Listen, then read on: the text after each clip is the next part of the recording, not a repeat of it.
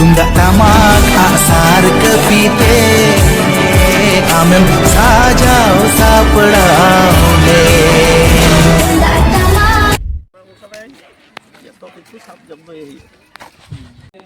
আমাদের টিআইসি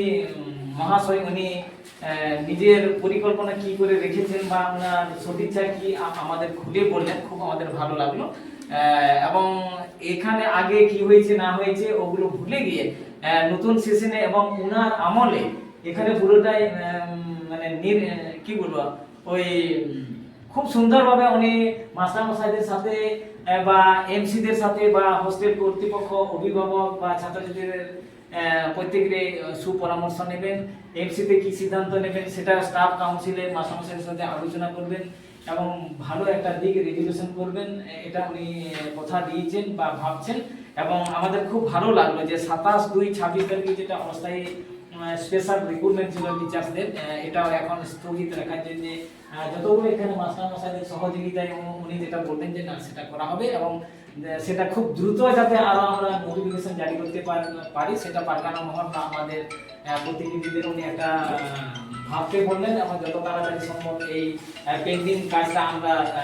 শেষ করতে পারবো সেটা উনি বললেন। আমাদের পক্ষ থেকে ভারতীয় পারগানা মহলের পক্ষ থেকে ডিআইসির এই যে মানে প্রায় 2 ঘন্টা ধরে আমাদের কথা যে শুনলেন মনোযোগ সহকারে, আমাদের পক্ষ থেকে ওনাকে আমরা অশেষ ধন্যবাদ জানাই, নমস্কার প্রণাম জানাচ্ছি। এবং এখানে মাস্টারমশাইরা যতগুলো আছেন দিদিমণি ম্যাডামরা আছেন, তাতে হোস্টেল পরিচালনায় বলুন বা অন্যান্য টিচার স্টাফ কাউন্সিলে বলুন, আপনাদের যেটা সহযোগিতা আমরা পেলাম এবং এটা সর্বসম্মতিক্রমে একটা বাংলা স্কুলকে নিয়ে আমরা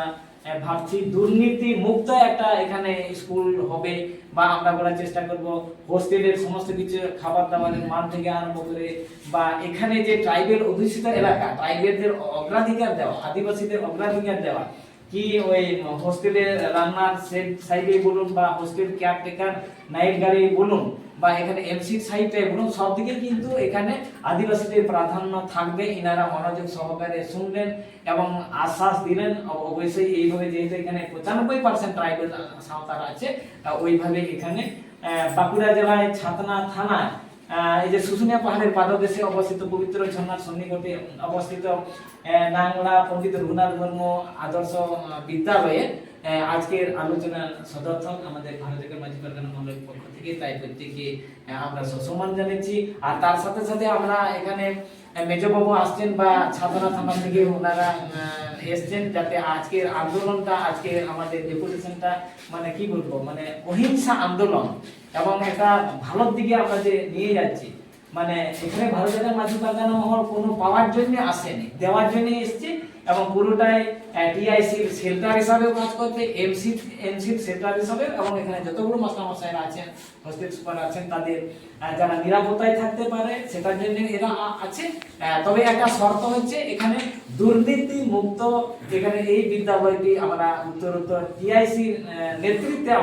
আমরা কাকুকে বুঝবো না, টিআইসি নেতৃত্বে উনি নিয়ে যাবেন, যতদিন থাকবেন ততদিন উনি ভালোভাবে প্রত্যেকের সাথে বজায় রাখবেন এবং শিক্ষক সমস্যা যেগুলো আছে এমসিতে আলোচনা করে সেটা উনি ভেবে দেখবেন।